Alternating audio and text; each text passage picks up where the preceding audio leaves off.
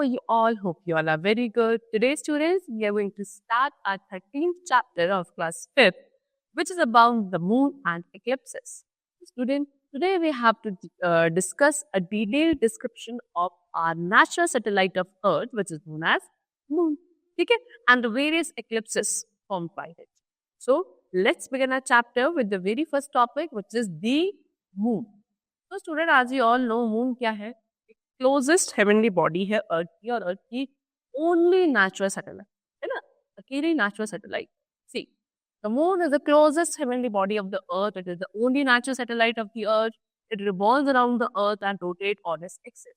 It completes its one rotation in about 21 and 1 by 2 days, and it takes almost the same time to complete one revolution. The moon has no light of its own. It shines as it reflects the light of the sun. There is no life on the moon. It is 3,84,400 kilometers away from the Earth. See, student, moon क्या है? हमारे अर्थ के आसपास सबसे closest heavenly body क्या है? Moon है. सभी प्लैनेट्स की अपनी सैटेलाइट्स है, लेकिन अर्थ की जो अकेली एक नेचुरल सैटेलाइट है, दैट इज मून. क्या करता है मून? अर्थ के अराउंड अपने एक्सिस पे रहकर रोटेट करता है. ठीक है, ये अपनी एक रोटेशन कितने 29 फुल 1.5 days में कंप्लीट करता है, एंड ऑलमोस्ट इतना ही टाइम वो एक रिवोल्यूशन को कंप्लीट करने में भी लेता है. मून की अपनी खुद की लाइट नहीं होती है, लेकिन ये जो आपको रिफ्लेक्ट करते हुए दिखता है in a clear night sky, that is because of the reflection of light of sun. Sun की जो लाइट है इसकी रिफ्लेक्शन की वजह से मून हमें शाइन करता हुआ दिखता है ब्राइटली इन द स्काई. कितना? 3,84,400 किलोमीटर का डिस्टेंस है अर्थ और मून के बीच. ठीक है, and there is no life on the moon.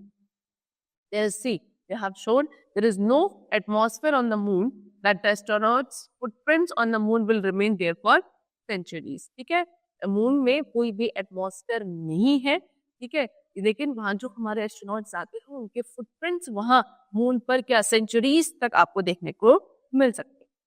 Now we come to the surface of the moon. See, जो सरफेस है मून का वो अनइवन है, यानी कि एक जैसा प्लेन सरफेस नहीं है. हिल्स, माउंटेन्स एंड वैलीज वगैरह सब यहाँ मून पे प्रेजेंट हैं.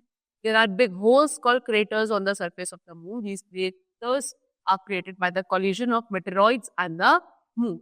The moon is made up of rock and dry soil.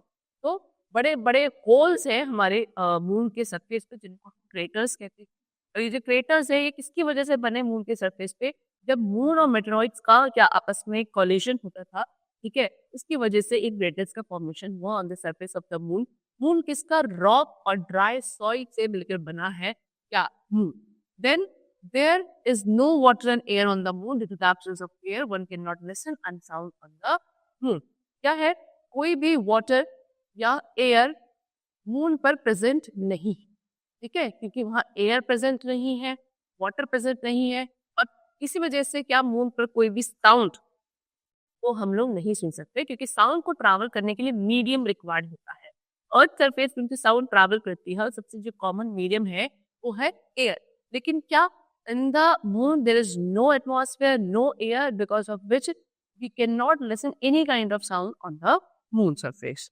Okay, next, there is no atmosphere on the moon, so the temperature on the moon changes quickly. During the day it is extremely hot, and at night it is extremely cold. Astronauts who visit the moon have to wear special space suit which can withstand the changing temperature of the moon. तो moon पे कोई atmosphere नहीं है, इसलिए वहाँ का जो temperature है वो कॉन्स्टेंटली चेंज होता रहता है.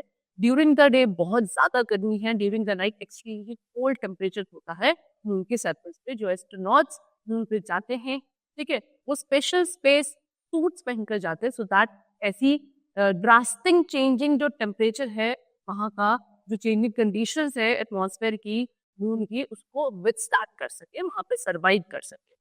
Okay, now the phases of the moon. Moon के phases. See, we as we all know that the moon keeps on changing its shape. है ना, मून हमेशा हर डे हमें सेम नहीं दिखता है, उसकी शेप चेंज होती रहती है. One day you see it as a full circle, on some day half, and the other day it is not seen at all. The changing shape of the moon that we see from the earth are called the phases of the moon. Actually, these changes shapes are its lighted paths as it revolves around the earth. अभी आप देखोगे कि बिल्कुल full circle के shape में आपको moon दिख रहा है, किसी दिन आपको हाफ दिख रहा है, किसी दिन हो सकता है कि मून है ही नहीं. तो एक्चुअल में क्या है, ये जो आपको डिफरेंट डिफरेंट फेजेस या डिफरेंट डिफरेंट शेप्स दिखती है मून की in the sky, that is what, phases of the moon, ठीक है। और ये जो चेंजिंग शेप्स हम लोग देखते हैं मून की, डिफरेंट फेजेस देखते हैं, ये किसकी वजह से है? ये शेप्स इसकी आती है लाइटेड पार्ट्स के मून से, क्योंकि हमें पता है मून अर्थ के अराउंड रिवॉल्व करता है और अर्थ सन के अराउंड रिवॉल्व करता है, रोटेट करता है। तो वही चीज है कि ये कब किसकी शेप अर्थ के पास और सन के बीच में आती है, ठीक है, और उसकी वजह से कौन सा पार्ट इसका मून का एक्चुअल में लाइट कर रहा है और हमें अर्थ के सरफेस से दिखता है, वही इसकी शेप ऐसी बन जाती है। सी, जैसे कि the phases of the moon are full moon, waxing gibbous, first quarter waxing crescent, new moon, waning crescent, third quarter waning gibbous, and again full moon. ये different phases है moon के, ठीक है। So when you see the moon completely round, it is called full moon. जिस दिन आपको पूरा round shape का moon दिखता है, उसको हम full moon कहते हैं। जब हमें बिल्कुल भी moon नहीं दिखता, when you do not see the moon at all, उसको हम new moon कहते हैं। And this process keeps on going continuously. It takes 15 days from full moon to new. ये प्रोसेस कॉर्डिनेट चलता रहता है। अराउंड 15 डेज का टाइम लगता है फुल मून से new moon and then new moon to full moon. Okay, चलो now next is gravity of the moon. Moon की ग्रेविटी के बारे में डिस्कस करते हैं। See, gravity is the force by which one heavenly body attracts another heavenly body towards itself. The gravity on the moon is 1 by 6 times less than the earth. If a man weighs 90 kg, he will weigh 15 kg. That is why walking on the moon is very difficult. One can float or jump on the moon. जो gravity क्या है, first of all gravity वो force है जिससे कोई भी एक heavenly body दूसरी हेवनली बॉडी को अपनी तरफ अट्रैक्ट, ठीक है। सो जो मून के सरफेस की ग्रेविटी है वो अर्थ के कंपैरिजन में 1/6 है। अर्थ का ग्रेविटेशन तो ज्यादा होता है और जितना टोटल होता है उसका 1/6 टाइम्स होता है on the surface of the moon. यानी कि अगर कोई अर्थ के सरफेस पे 90 केजी वे कर रहा है, किसी का weight 90 KG on the surface of the earth, then he will weigh only 15 KG, because 90 का 1/6 कितना होगा, 15 केजी। तो 15 केजी ही वेट होगा उस पर्सन का on the surface of moon, ठीक है। इसीलिए मून पे वॉक करना थोड़ा डिफिकल्ट होता है, तो ग्रेविटेशनल फोर्स कम होता है, इसलिए आप वहां पे क्या करते हो, फ्लोट करते हो या जंप करते हो easily. Now next we come to tide, ठीक है। सी, the rise and fall of bottom of the seas and ocean due to the gravity of the moon is called a tide. There are two types of tides, low tide and high tide. When the bottom of the sea or ocean rises or attracts upwards, it causes high tide. The rotation of the earth causes two high tides every day. In the area between the two high tides, the water forms low tide. During the low tide, the water level falls or goes downward. The highest tide occurs on the full moon night. तो ये जो seize oceans में जो पानी है, water है, इसका rise होना या फॉल होना, जब ऊंचाई तक राइज करता है फिर बहुत नीचे जाता है ना, ईगल ओशन का वाटर, ये किसकी वजह से, मून की ग्रेविटी की वजह से जो होता है, इसको होता है टाइड्स। दो तरीके की टाइड्स होती है, एक होती है लो टाइड और एक हाई टाइड। जब ये सी या ओशन वाटर क्या बहुत ही ऊपर की तरफ अट्रैक्ट करता है, राइज करता है, इसको हम हाई टाइड। ओके, चलो, जो अर्थ की रोटेशन है उसकी वजह से दो हाई टाइड्स हर रोज एवरी डे होती है ना, और जो ये दो हाई टाइड्स के बीच का एरिया है वहां पे वाटर क्या करता है, लो टाइड फॉर्म करता है। लो टाइड में जो वाटर लेवल है वो बहुत ज्यादा नीचे की तरफ डाउनवर्ड फॉल करता है, और जो हाईएस्ट टाइड होती है सबसे ज्यादा, वो कब आती है, फुल मून नाइट वाले दिन आती है। क्योंकि फुल मून होता है तो ग्रेविटेशन ज्यादा लगता है, इसकी वजह से आपका वाटर पूरा ऊंचाई तक राइज करता है, ठीक है। टाइड्स यूजफुल होती हैं नेविगेशन ऑफ फिशिंग के लिए, है ना। हाई टाइड के टाइम पे ships can come easily to a port, during the low tide the water recedes far away from the shore. High tide में शिप्स हैं वो इजीली पोर्ट तक आ पाती हैं, ठीक है, और लो टाइड में जो वाटर है वो क्या होता है, बहुत दूर रहता है शोर से, ठीक है, किनारे से। See, this is high tide and this is low tide. Now next we come to eclipses. See, an eclipse is that phenomena and when one heavenly body moves into the shadow of another heavenly body. Eclipses occur due to the revolution of the earth and the moon. The earth revolves around the sun and the moon revolves around the earth. Thus, both of them keep on changing their position. At a certain time, the moon, the earth and the sun fall in a straight line and cause an eclipse. See, eclipse क्या है, एक ऐसा phenomena जब एक heavenly body move करती है दूसरी heavenly body की शेडो परछाई, उसको बोलते हैं एक्लिप्स। तब एक्लिप्स का फॉर्मेशन होता है। ठीक है, एक्लिप्सेस क्यों बनते हैं? क्योंकि अर्थ और मून दोनों ही क्या करते हैं, किसी दूसरे हेवनली बॉडी के अराउंड रोटेट करते हैं। अगर मैं अर्थ की बात करूं तो अर्थ सन के अराउंड रोटेट करता है और मून अर्थ के अराउंड रोटेट करता है। तो ये जो मूवमेंट है अर्थ और मून का around the other heavenly body, इसकी वजह से क्या होता है, इनकी पोजीशंस चेंज रहती है, ये हमेशा एक कांस्टेंट प्लेस पे नहीं रहते हैं, है ना। कभी कभी ऐसा होता है कि मून, अर्थ और सन तीनों एक ही लाइन में आ जाते हैं, स्ट्रेट लाइन में, तब जाके आपका क्या होता है, एक्लिप्स का फॉर्मेशन। ओके, एक्लिप्स आपके टू टाइप्स के होते हैं, एक होता है solar eclipse and the next is और the second is lunar. First of all we have to discuss solar eclipse. Solar eclipse क्या होता है, जब moon comes between the sun and the earth, the solar eclipse. Moon sun और earth के बिल्कुल बीच में आ जाता है, तब सोलर एक्लिप्स होता है। Moon blocks a path of the sunlight and cast its shadow on the earth. Moon क्या करता है, मून किसके बीच में, सन और अर्थ के बीच में आ गया, तो सन की जो लाइट फॉल करती थी अर्थ के सरफेस पे, उसको सनलाइट का जो पाथ है उसको मून ने ब्लॉक कर दिया बीच में से। ठीक है, जिसकी वजह से क्या होता है, आपकी मून की जो शेडो है ना, मून क्या कहता है, अर्थ की शेडो पूरी कास्ट करता है, पूरी बना लेता है।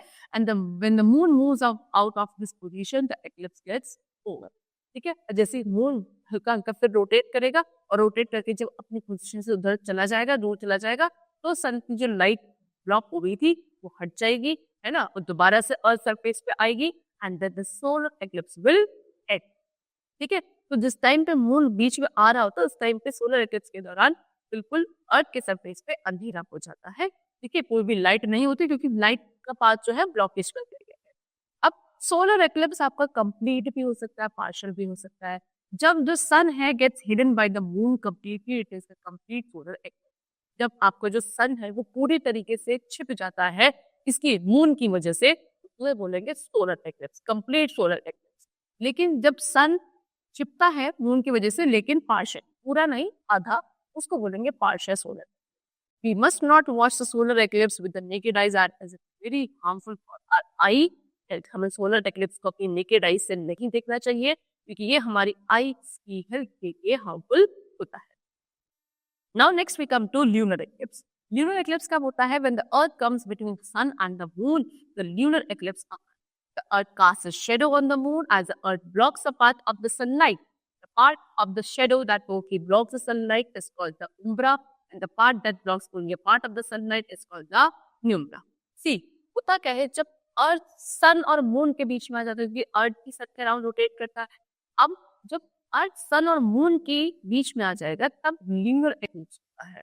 एक्चुअल में अर्थ क्या करता है, अब सन की लाइट जो मून के ऊपर फॉल होती है उसको पूरी तरीके से ब्लॉक कर देता है। अब अर्थ जो है वो अपनी शेडो बनाता है किसके ऊपर, मून के ऊपर। ठीक है, चलो, और अब जो शेडो जो पार्ट है शेडो का जो टोटली ब्लॉक हो चुका है, शेडो सनलाइट को ब्लॉक करके है, उसको तो हम उम्रा बोलते हैं। और वो पार्ट जो सनलाइट का सिर्फ कुछ ही पार्ट को ब्लॉक करता है ना, उसको बोलते हैं पेनुम्ब्रा। ओके, ल्यूनर एक्लिप्स भी आपके कंप्लीट या पार्शियल हो सकते हैं। जब मून कंप्लीटली क्या करता है, अर्थ की शेडो के बीच में होता है, उसको हम कंप्लीट ल्यूनर एक्लिप्स कहेंगे। And when the moon is partially in the shadow of the अर्थ, जब मून पार्शियली अर्थ की शेडो के बीच में होता है, पार्शियल ल्यूनर एक्लिप्स बोला जाता है। ठीक है, now next we are having satellite. Satellite is that heavenly body which revolves around the planet and has no light on its own. The moon is the natural satellite of the earth. अब एक ऐसी heavenly body जो किसी भी planet के around rotate करती है, move करती है और उसकी खुद की कोई लाइट नहीं होती है, उसको हम सैटेलाइट कहते हैं, ऐसी हेवनली बॉडीज को। तो moon is the natural satellite of the earth. Satellites आपकी नेचुरल और आर्टिफिशियल भी हो सकती हैं। आर्टिफिशियल कौन सी होंगी, जो मेड बाय मैन होगी, एटलीस्ट हम उन्हें मैन मेड सैटेलाइट भी बोल सकते हैं। आर्टिफिशियल सैटेलाइट का launch with the help of rocket. इसकी हेल्प से, रॉकेट की हेल्प से आर्टिफिशियल सैटेलाइट को लॉन्च करा जाता है। स्पुतनिक 1 क्या है, हमारी पहली मैन मेड सैटेलाइट मतलब वर्ल्ड। ओके, फिर Aryabhata was the first man made satellite launched by India on 19 अप्रैल 1975। 19 अप्रैल 1975 में आर्यभट्ट की पहली मैन मेड सैटेलाइट थी जो लॉन्च करी गई थी बाय इंडिया। ओके, उसके बाद से 150 satellites have been launched by ISRO, Indian space research organisation.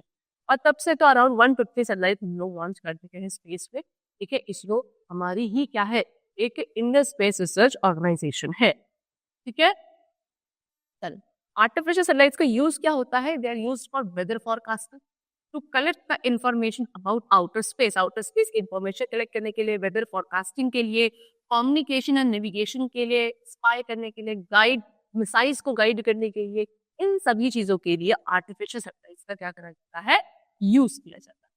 Okay, चलो, तो chapter is completed over here. We have discussed about the moon, the various satellites, and the various phases of the moon, and along with the eclipses also. I hope the chapter is very much clear to you. It was a kind of interesting chapter. We'll meet you very soon with a new lesson. Till then, take care. Thank you, everyone.